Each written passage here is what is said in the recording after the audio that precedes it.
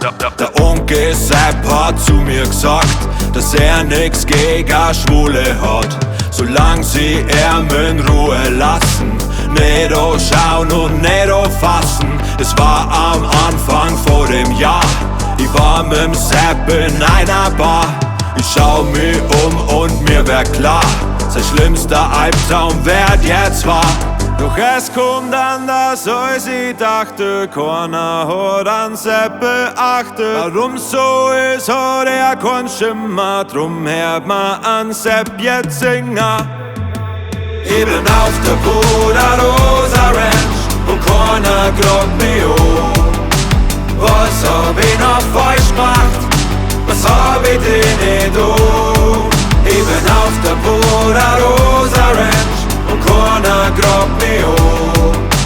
Was hab ich noch falsch gemacht? Was hab ich denn nicht an?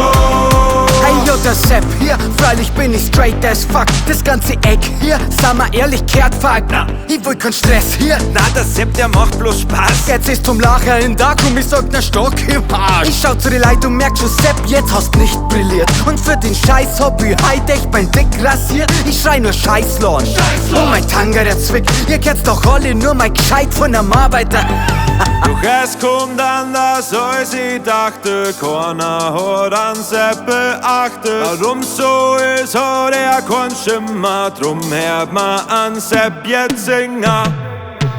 Ich bin auf der Buda Rosa Ranch und keiner glaubt mir an. Was hab ich noch falsch gemacht? Was hab ich denn nicht an? Ich bin auf der Buda Rosa Ranch und keiner glaubt mir an. Was hab ich noch falsch gemacht? Was hab ich denn nicht an? Was hab ich da, oh? Was hab ich da, oh? Sag schon, was hab ich da?